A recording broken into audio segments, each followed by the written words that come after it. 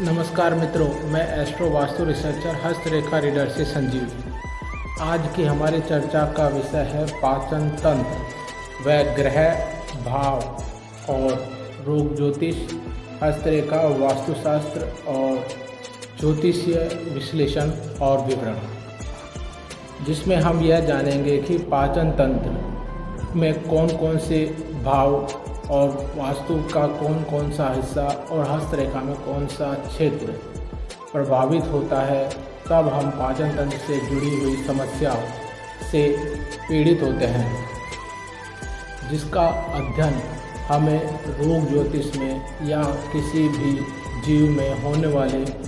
पाचन तंत्र से जुड़े हुए किसी भी रोग को पकड़ने में आसानी होती है। प्रथमतः जो हम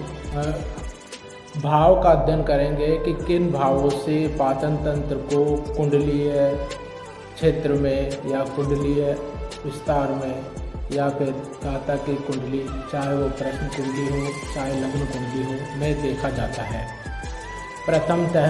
द्वितीय भाव में जातक का मुख में उसके दांत के बाद जीभ और जीभ के बाद उसका लार ग्रंथियाँ और मुख का प्रथमतः पाचन ग्रहण करने की जो विधि है, तरीके हैं, उसका अध्ययन किया जा सकता है द्वितीय भाव से। एक साधारण सा उदाहरण समझें, अगर जातक के द्वितीय भाव से शनि जुड़ा है तो ये मान के चलें कि वह जातक बहुत धीरे धीरे या तामसिक भोजन ग्रहण करने वाला है।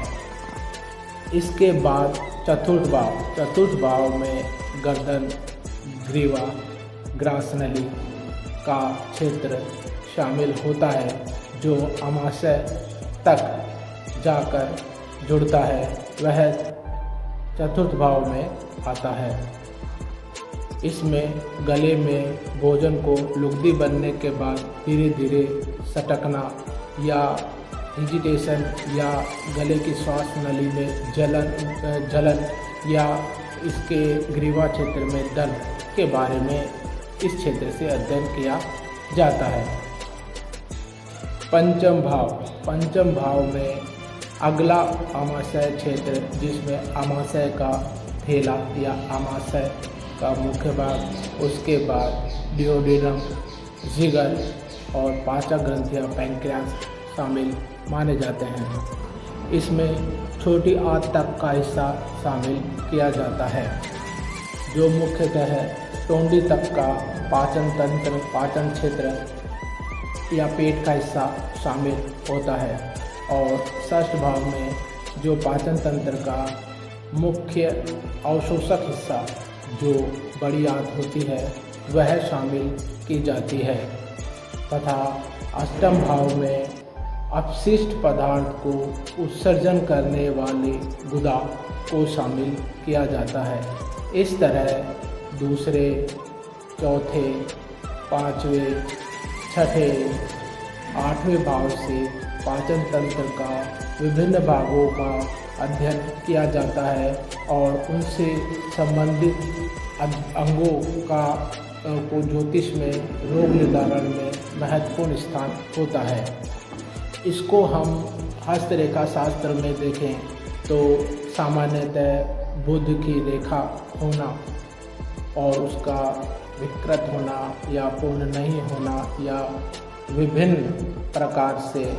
रूपों में या विभिन्न प्रकार के उसमें चिन्ह या बनावट होना, उसके पाचन तंत्र के पीड़ित होने की निशानी होती है।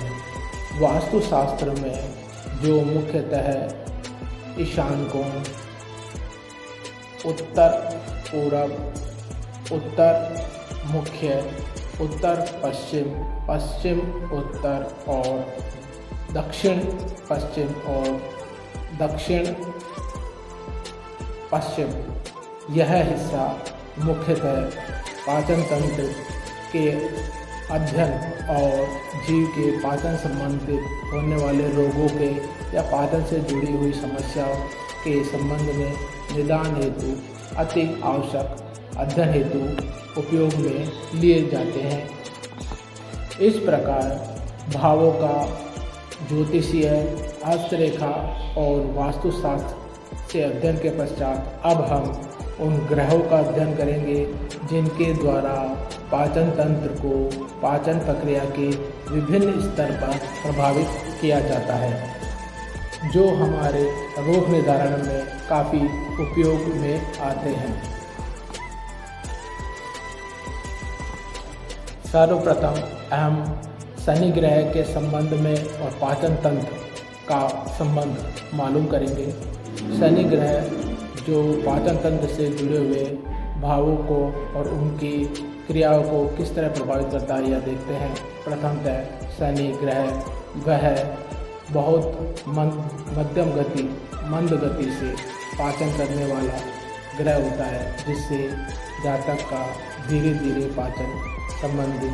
अंग में होता है। मान लीजिए पंचम भाव का संबंध शनि से हो जाए तो जीव का पाचन और जो भी भोजन वह ग्रहण करता है उसका पाचन बहुत धीरे धीरे होता है। अगर पंचम भाव का द्वितीय भाव का संबंध अगर शनि से हो जाए तो जातक मांस, दालें आदि भोजन ग्रहण करने की इच्छा भी करता है। शनि हमारे मुख्यतः पाचन में स्लो पाचन की वजह से पाचन तंत्र या पाचन प्रक्रिया बिगड़ने के वजह से होने वाले दर्द का भी कारक है। शनि की वजह से जातक को शनि जिस भाव से जुड़ता है उस हिस्से में असहनीय दर्द होता है। इसे हम इस तरह दे सकते हैं कि पंचम भाव में शनि अगर ज्योतिष कुंडली में दिख रहा है तो जातक को स्लो पाचन की वजह से, स्लो डाइजेशन की वजह से कब्ज इत्यादि समस्याएं होंगी, अपच इत्यादि समस्या होंगी, जिसकी वजह से उसके पंचम भाव से जुड़े होने के कारण आमाशय और ड्यूडेनम क्षेत्र के हिस्से में हल्का हल्का या बहुत तेज दर्द महसूस होगा। यही प्रक्रिया हम वास्तुशास्त्र में देखें तो शनि उत्तर पूर्व में अधिकांशतः यदि आपका मकान का हिस्सा अंधकारमय है या भारी निर्माण से है या पत्थरों का ज़्यादा भार उस तरफ है तो आप ये मान के चलिए कि आपका पाचन तंत्र शनि की वजह से प्रभावित या पीड़ित हो रहा है। इसके बाद शुक्र ग्रह को पाचन तंत्र में प्रत्यक्ष रूप से न देखकर अप्रत्यक्ष रूप से देखा जाता है, क्योंकि वह पाचन रस स्त्रावित करने वाली या पाचन रस को कंट्रोल करने वाली ग्रंथियों को नियंत्रण करता है। अगर जातक का शुक्र ज्योतिषीय और हस्तरेखा में उच्च स्तर पर या अच्छे स्तर पर है तो वह भोजन को पचाने के लिए जो उसे पाचक रस है वो सामान्य और स्तर पर उसे स्त्रावित करता है, जिससे कि जातक का पाचन के पश्चात जो भोजन का जो गुदगुदा बनता है वो आसानी से बन जाता है। शुक्र के पीड़ित होने पर जातक के पाचक रस एंजाइम्स का स्त्रावण नहीं होता है, जिसके कारण वह भोजन पेट में सड़ने लगता है और सड़ने की वजह से वह गैस इत्यादि कब्ज, डकार, खट्टी डकार के रूप में आदमी को पीड़ित करता है। शनि शुक्र के पीड़ित होने पर अत्यधिक मात्रा में एंजाइम्स का स्त्राव होने से पाचन तंत्र में एसिड बहुत ज़्यादा बन जाता है, जिससे क्या कि पाचन के पश्चात भी जो एसिड होता है कंटिन्यू या एंजाइम्स का सीक्रेशन कंटिन्यू होता है, जिसकी वजह से जातक को पेट में जलन, एसिडिटी या आदि समस्याओं से रूबरू या पीड़ित होना पड़ता है। चंद्र ग्रह पाचन तंत्र में मुख्यतः रस का स्त्रवण, जल अधिक्या, जल कमी या जल की पूर्णता का निर्धारण करता है। चंद्र की वजह से पाचन तंत्र में जो रस तंत्र है वह निर्धारित होता है। चंद्रमा के कमज़ोर होने पे या चंद्रमा के पीड़ित होने पे जातक में जल अधिक्या या जल की कमी की होने की वजह से उसके कब्ज़, एसिडिटी या मल का सही तरह से निस्तारण नहीं होना या दस्त या उल्टी के रूप में आमाशय से मल का उल्टी दस्त के रूप में आपके मलाशय से और मुख से यह अपशिष्ट पदार्थ जलद ऊर्जा के रूप में बाहर निकलता है, जिसकी वजह से जातक का हाजमा खराब होता है और हाजमा खराब होने की वजह से उसे वही गैस, अपच, खट्टी डकार, जी में चलाना जैसी समस्याओं का सामना करना पड़ता है या चक्कर तक आ जाते हैं। मंगल ग्रह अगर पाचन तंत्र में या पाचन तंत्र के किसी भाव से जुड़ता है, उस स्थिति में वह घाव देता है जो अल्सर कहलाते हैं। घाव की निकटता उसके राहु केतु से जुड़ने पर निर्भर करती है। मंगल प्रत्यक्ष इसको प्रभावित न कर अप्रत्यक्ष इसे प्रभावित करता है, क्योंकि घाव मुख्यतः एसिडिटी में ज़्यादा एसिड बनने से या फिर किसी और इन्फेक्शन या एंजाइम्स के कम सीक्रेशन या ज़्यादा सीक्रेशन की वजह से घाव निर्मित होते हैं।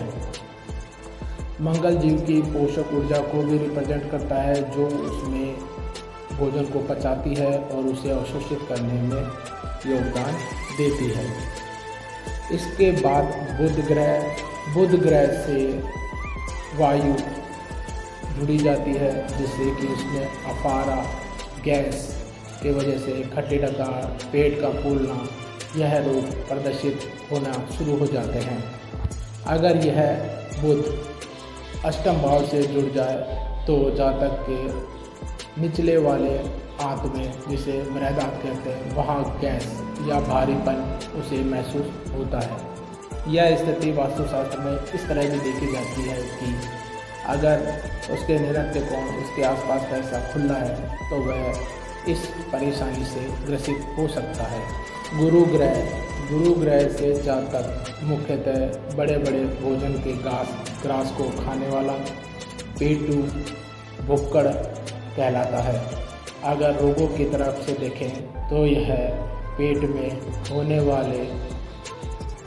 अर्बुद या गांठ का कारक होता है। गांठ कैंसर होगी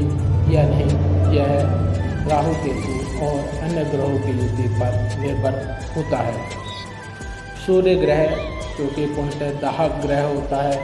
इसकी वजह से जहाँ जिस भी भाव से जुड़ता है उस हिस्से में जातक को अधिकांशतः जलन,